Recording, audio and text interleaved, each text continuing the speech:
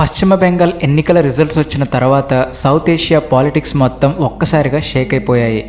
బెంగాల్ గడ్డ మీద నుంచి ఇప్పుడు విసురుతున్న సవాళ్లు నేరుగా వెళ్ళి ఢాకాలో గట్టిగా వినిపిస్తున్నాయి. బెంగాల్లో బీజేపీ సూపర్ విక్టరీ కొట్టిన తర్వాత సువేందు అధికారి గారు చీఫ్ మినిస్టర్గా పవర్లోకి రాగానే మన చుట్టుపక్కల ఉన్న పొరుగు దేశాలు కలలో కూడా ఊహించని ఒక రేంజ్ డెసిషన్ తీసుకున్నారు. మన బోర్డర్ అంతా ఫుల్గా బీఎస్ఎఫ్ బలగాలను దించేసి దొంగచాటుగా వచ్చే చొరబాటుదారుల మీద ఒక రేంజ్లో ఉక్కుపాదం మోపారు. ఈ దెబ్బకు బంగ్లాదేశ్ మొత్తం ఒక్కసారిగా ఉలిక్కి పడింది. కానీ అసలు మ్యాటర్ ఇక్కడితో ఆగిపోలేదు. ఈ కథ కేవలం బోర్డర్ దగ్గరే ఆగిపోలేదు. ఇప్పుడు ఈ పెద్ద గొడవ కాస్త మెల్లగా మన గంగా జలాల దాకా వచ్చేసింది. ఇప్పుడు అందరి మైండ్లో ఉన్న ఒకే ఒక్క డౌట్ ఏంటంటే భారత్కు బంగ్లాదేశ్కు మధ్య ఒక పెద్ద రేంజ్లో వాటర్ వార్ మొదలు కాబోతుందా అని.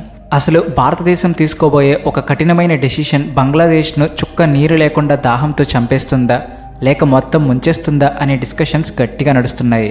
పద్మా నది మీద ఒక పెద్ద ప్రాజెక్టుకు గ్రీన్ సిగ్నల్ ఇచ్చేసి బంగ్లాదేశ్ నేరుగా మన భారత్కు ఒక ఓపెన్ ఛాలెంజ్ విసిరింది. ఈ ఒక్క డెసిషన్ ఢిల్లీ పాలిటిక్స్లో పెద్ద సెన్సేషన్ క్రియేట్ చేసింది. అసలు ఈ మ్యాటర్లో మేము భారత్తో ఏమాత్రం డిస్కస్ చెయ్యము అని బంగ్లాదేశ్ తెగేసి చెబుతుంది. సింధు జలాల అగ్రిమెంట్ టైంలో పాకిస్తాన్తో ఎలాంటి సిచ్యువేషన్ ఫేస్ చేశామో ఇప్పుడు అచ్చం అలాంటి మార్పే ఇక్కడ కూడా కనిపిస్తుంది. ఇప్పుడు అసలు క్వశ్చన్ ఏంటంటే బంగ్లాదేశ్కి వాళ్ళ ఓన్ లాంగ్వేజ్లోనే గట్టిగా ఆన్సర్ ఇవ్వడానికి మన భారతదేశం రెడీగా ఉందా లేదా అన్నది పాయింట్. పశ్చిమ బెంగాల్లో పవర్ మారగానే బార్డర్ సిచ్యువేషన్ మొత్తం కంప్లీట్గా మారిపోయింది. సువేందు అధికారి గారు సీఎం అయిన వెంటనే ఒక మాట చాలా క్లియర్గా చెప్పారు. బెంగాల్ బోర్డర్ అనేది ఇక మీదట ఎవరంటే వాళ్ళు లోపలికి రావడానికి ఎప్పుడు తెరిచి ఉంచే గేట్ లాంటిది కాదు అని తేల్చి చెప్పారు. బీఎస్ఎఫ్ వాళ్లకు ఫుల్ ఫ్రీడమ్ ఇచ్చేశారు. ఆర్డర్స్ చాలా క్లియర్గా పాస్ చేశారు. ఒక్క అక్రమ చొరబాటుదారుడు కూడా భారతదేశం గడ్డ మీద కాలు పెట్టడానికి వీల్లేదు అని ఆర్డర్ వేసేశారు. ఇక బోర్డర్లో కంచె వేసే పనులు కూడా యుద్ధ ప్రాతిపదికన జరిగిపోతున్నాయి. ఇన్నేళ్లుగా ఎవరంటే వాళ్ళు చాలా క్యాజువల్గా లోపలికి వచ్చేయడం అనేది చాలా కామన్ అయిపోయింది. కానీ ఇప్పుడు భారతదేశం అక్కడ ఒక పెద్ద ఇనుప గోడను కట్టేసింది. భారత్ తీసుకున్న ఈ స్ట్రాంగ్ యాక్షన్ చూసి బంగ్లాదేశ్ గవర్నమెంట్తో పాటు అక్కడ ఉన్న మత ఛాందసవాద సంస్థలన్నీ ఫుల్ టెన్షన్లో పడిపోయాయి. ఢాకా రోడ్ల మీద ఎక్కడ చూసినా భారత్కు వ్యతిరేకంగా పెద్ద ఎత్తున ప్రొటెస్టులు చేస్తున్నారు. అక్కడి లీడర్లు అయితే మైక్ దొరికితే చాలు మన మీద ఇష్టం వచ్చినట్టు నోరు పారేసుకుంటున్నారు, విషం కక్కుతున్నారు. కానీ ఇక్కడ వాళ్ళు ఒక విషయం గుర్తుపెట్టుకోవాలి. ఇది 2026 నాటి కొత్త భారత్. మన సేఫ్టీ విషయంలో కానీ మన సార్వభౌమాధికారం విషయంలో కానీ మనం అస్సలు తగ్గేదే లేదు అని భారత్ చాలా క్లియర్గా వాళ్లకు అర్థమయ్యేలా చెప్పేసింది. బుధవారం రోజున బంగ్లాదేశ్ క్యాపిటల్ ఢాకా నుంచి వచ్చిన ఒక న్యూస్ ఈ రెండు దేశాల మధ్య ఉన్న రిలేషన్స్లో పెద్ద మంట పెట్టింది. అదేంటో తెలుసుకోబోయే ముందు ఒక చిన్న రిక్వెస్ట్. మీరు మా ఛానల్ సబ్స్క్రైబ్ చేసుకోకపోతే వెంటనే ఇప్పుడే సబ్స్క్రైబ్ చేసుకుని కామెంట్ సెక్షన్లో జై హింద్ అని రాయండి. మన భారతదేశంలో మనం ఎంతో పవిత్రంగా పూజించే గంగా నది అంటే వాళ్ళు పద్మా నది అని పిలుచుకుంటారు. ఆ నది మీద ఒక భారీ డ్యామ్ ప్రాజెక్ట్ కట్టడానికి బంగ్లాదేశ్ గవర్నమెంట్ ఓకే చెప్పేసింది. అసలు వీళ్ళు ఈ ప్రాజెక్ట్ ఎందుకు కడుతున్నారంటే మన భారతదేశంలో ఉన్న ఫరక్కా డ్యామ్ ఎఫెక్ట్ను తగ్గించడమే ఈ ప్రాజెక్ట్ మెయిన్ టార్గెట్ అని వాళ్ళు ఓపెన్గానే చెబుతున్నారు. 1996లో మనం చేసుకున్న గంగా జలాల అగ్రిమెంట్ టైం అయిపోతున్న కరెక్ట్ టైంలో వాళ్ళు ఈ డెసిషన్ తీసుకున్నారు. భారత్కు బంగ్లాదేశ్కు మధ్య ఉన్న ఈ 30 ఏళ్ల వాటర్ అగ్రిమెంట్ 2026 డిసెంబర్లో ఎండ్ అయిపోతుంది. కరెక్ట్గా ఆ టైంకి కొంచెం ముందు బంగ్లాదేశ్ వేసిన ఈ స్కెచ్ చూస్తుంటే ఇది ఒక పెద్ద కుట్రలాగానే కనిపిస్తుంది. కానీ వేరేలా లేదు. బంగ్లాదేశ్ ప్రైమ్ మినిస్టర్ తారిక్ రెహమాన్ ఆధ్వర్యంలో నడుస్తున్న ఒక కమిటీ ఈ ప్రాజెక్టుకు ఫస్ట్ ఫేజ్ కోసమే ఏకంగా 34,497.25 కోట్ల టాకాల ఫండ్స్ని పాస్ చేసింది. అన్నిటికన్నా హైలైట్ ఏంటంటే ఈ డబ్బులన్నీ పూర్తిగా మా ఓన్ డబ్బులే అని, ఈ మ్యాటర్లో మేము భారత్తో అసలు ఎలాంటి డిస్కషన్స్ చేయము అని బంగ్లాదేశ్ బల్లగుద్ది మరీ చెబుతుంది. బంగ్లాదేశ్ వాటర్ మినిస్టర్ షాహిదుద్దీన్ చౌదరి గారు ఇచ్చిన స్టేట్మెంట్ చూస్తే ఇదొక ఓపెన్ వార్నింగ్ లాగానే ఉంది. పద్మా డ్యామ్ అనేది కంప్లీట్గా బంగ్లాదేశ్ పర్సనల్ మ్యాటర్ అని, దానికి సంబంధించి భారత్తో చర్చలు జరపాల్సిన అవసరం అస్సలే లేదని ఆయన చాలా డైరెక్ట్గానే చెప్పేశారు. కానీ ఆయన ఇచ్చిన ఈ స్టేట్మెంట్ రెండు పొరుగు దేశాల మధ్య ఉమ్మడి నదుల విషయంలో ఉండే బేసిక్ డిప్లొమాటిక్ రెస్పెక్ట్ని క్రాస్ చేసినట్టే అవుతుంది. భారత్కు బంగ్లాదేశ్కు మధ్య మొత్తం 54 నదులు కామన్గా ప్రవహిస్తూ ఉంటాయి. అలాంటప్పుడు కనీసం ఒక మాట కూడా చెప్పకుండా, ఎలాంటి మీటింగ్స్ లేకుండా ఇంత పెద్ద డ్యామ్ కట్టడం అనేది డైరెక్ట్గా భారతదేశం ప్రయోజనాలకు గట్టి దెబ్బ కొట్టడమే అవుతుంది. ఈ ప్రాజెక్ట్ రాజ్షాహి, ఢాకా, బారిసల్ లాంటి చాలా పెద్ద ఏరియాలను కవర్ చేస్తుంది అన్న ఒక్క పాయింట్ చూస్తే చాలు ఈ డ్యామ్ సైజ్ ఏ రేంజ్లో ఉండబోతుందో మనం ఈజీగా ఎస్టిమేట్ చేయొచ్చు. ఫరక్కా బ్యారేజ్ వల్లే తమ దేశంలో వాటర్ ప్రాబ్లం వస్తుందని, ఇప్పుడు ఈ కొత్త ఆనకట్ట కట్టడం ద్వారా ఆ ప్రాబ్లం మొత్తం సాల్వ్ చేసేస్తామని బంగ్లాదేశ్ వాదిస్తుంది. అయితే ఇక్కడ మన ఎక్స్పర్ట్స్ చెబుతున్న పాయింట్ ఏంటంటే, ఇది చూడడానికి కేవలం నీళ్ల సమస్యలాగా కనిపిస్తున్నా లోపల మాత్రం భారత్ను టార్గెట్ చేస్తూ పన్నిన ఒక వ్యూహాత్మక ప్లాన్ లాగా ఉందని వాళ్ళు డౌట్ పడుతున్నారు. బంగ్లాదేశ్ ఇప్పుడు నీటినే ఒక పెద్ద ఆయుధంగా వాడుకోవాలని చూస్తుంది. అసలు మన భారతదేశానికి ఈ ఫరక్కా బ్యారేజ్ ఎందుకంత ఇంపార్టెంట్ అన్నది ఇప్పుడు ఒకసారి డీటెయిల్డ్గా చూద్దాం. 1975లో పశ్చిమ బెంగాల్లో ఈ ఫరక్కా బ్యారేజ్ని స్టార్ట్ చేసినప్పుడు అది ఎంతో ఇంపార్టెంట్ అయిన ఒక లీగల్ అవసరాన్ని తీర్చింది. కోల్కతా పోర్టును కాపాడుకోవడం కోసం గంగా నదిలో ఉన్న వాటర్ను హుగ్లీ నదిలోకి డైవర్ట్ చేయడమే ఈ డ్యామ్ కట్టడం వెనుక ఉన్న మెయిన్ రీజన్.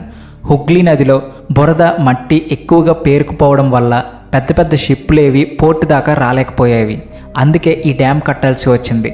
ఈ ఫరక్కా బ్యారేజ్ వెనుక ఉన్న మా ఉద్దేశం ఎవరికి ప్రాబ్లం క్రియేట్ చేయడం కాదని, కేవలం మా ట్రేడ్ ప్రయోజనాలను కాపాడుకోవడం మాత్రమే అని భారతదేశం ఎప్పటి నుంచో చాలా క్లియర్గా చెబుతూనే వస్తుంది. కానీ బంగ్లాదేశ్ మాత్రం ఈ టాపిక్ను వదలకుండా ఇంటర్నేషనల్ లెవెల్లో ప్రతి మీటింగ్లోనూ లేవనెత్తుతూనే ఉంది. ఎండాకాలం వచ్చేసరికి మాకు నీళ్లు చాలా తక్కువగా వస్తున్నాయని, దానివల్ల మా ఫార్మింగ్ మొత్తం నాశనం అయిపోతుందని వాళ్ళు పదే పదే కంప్లైంట్ చేస్తున్నారు.